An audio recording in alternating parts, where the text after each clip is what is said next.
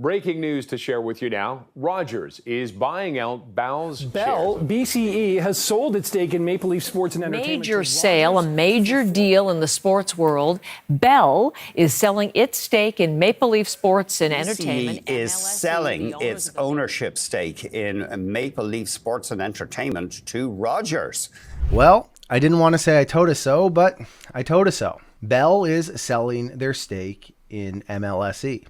The Leafs, the Raptors, Toronto FC, a bunch of other small teams, a few stadiums. The Toronto Star, the Globe, the National Post, BNN, Bloomberg, CBC. None of them talked about it, but I called it. I went on the Canada Land podcast a few months ago, I think. I wrote about it on the Deep Dive website, tweeted about it. I said Bell is going to sell their stake in MLSE. Why? Because you see, in capitalism, he who has the money makes the rules. And in this case, he who has the money wants to keep receiving the money. And that all boils down to Bell's dividend. You see, Bell got themselves into a little bit of a leverage dill pickle. And they had some options. They were going to have to sell some assets, cut some workers, or cut the dividend. Now, obviously, they didn't hesitate to cut workers. We've seen those Bell Media job cuts all over the place. 1,500 workers at Bell, which owns CTV News, found out today their services would no longer be required. The layoffs show the harsh reality of Canada's changing media landscape. Bell, let's talk. Well, it's kind of hard to talk after your email's been disconnected because you've been fired, which again, nobody else in the media called this thing except for myself. But there was one thing I will admit that I got wrong, and that is that I did not think Rogers would be on the buying side of that 37.5% because Rogers has debt issues of their own. But lucky for us, TD Securities CFA analyst Vince Valentini, well, he's got a theory on what's going to happen, and I actually find this really funny. So he thinks that Rogers is going to pay Bell $3.5 billion US for that 37.5% stake. They're also going to give Mr. Tenenbaum $2.33 billion US for his 25%. Now the question becomes, okay, that's going to be a cash outlay of $5.8 billion. Where are they going to get the rest? Well, they're going to find some, I guess, private equity source, which, by the way, is the last bastion of Ponzi in this bullshit economy we live in. And I want to get into that in the future.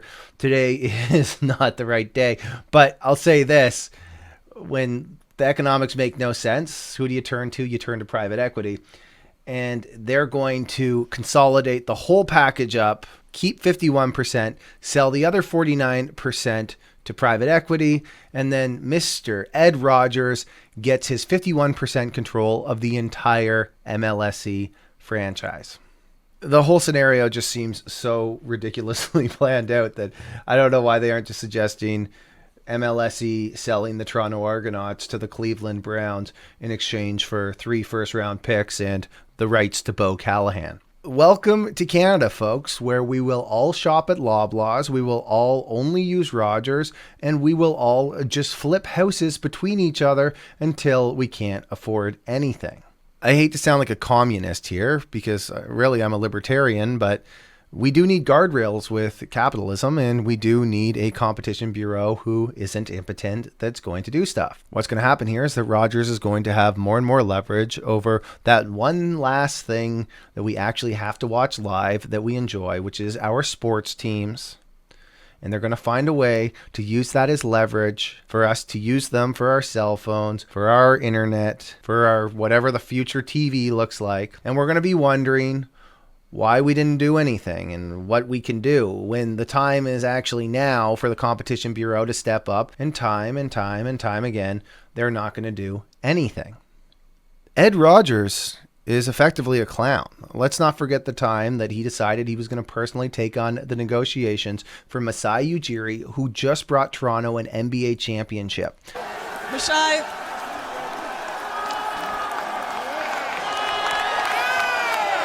This guy couldn't have been any more beloved by the city at the time. A city that felt like we will never have a winner because NBA players don't want to come here.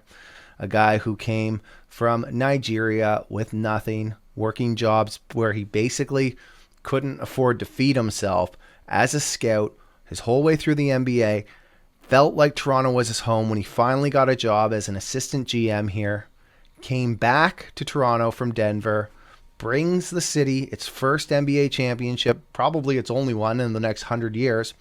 And what happens? Ed Rogers decides that he's going to take on the negotiations personally.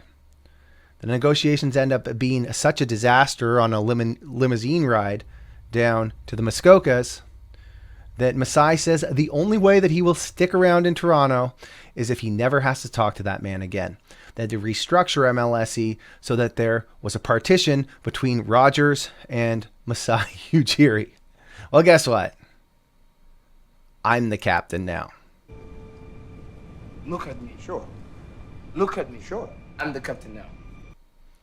As Ed looks at Masai.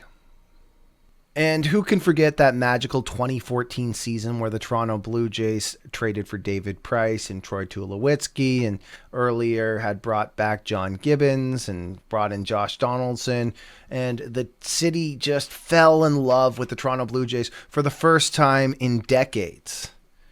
What did Eddie Rogers do? Well, he had already made up his mind that Mr. Anthopoulos was a deadbeat before the season. Hired Mark Shapiro, however he pronounces it, and ended up letting Anthopoulos go after the most magical season the Toronto Blue Jays had had in decades. What happens?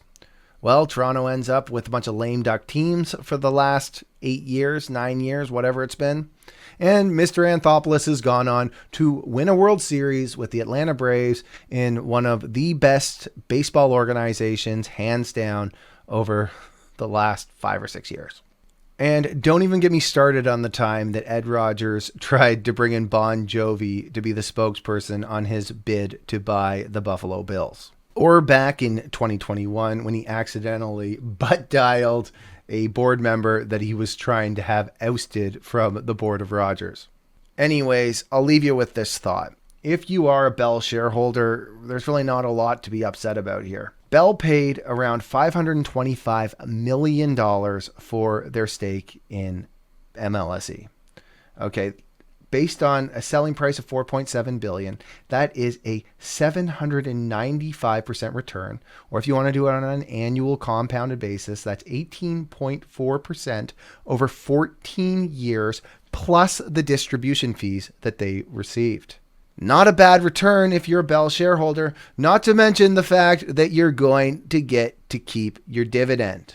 And I'll say this once here, and I'll probably get to pull this video up in 10 years and say, I told us so again. It's only a matter of time until Rogers takes these sports and our love of sports and uses them as leverage to make us pay for a bunch of services we don't want or fees that are outrageous because they know that we love our sports.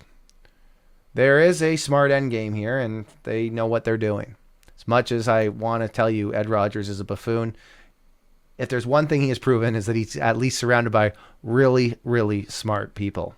But these are the times where we got to look at our competition bureau and say, guys, what's your purpose?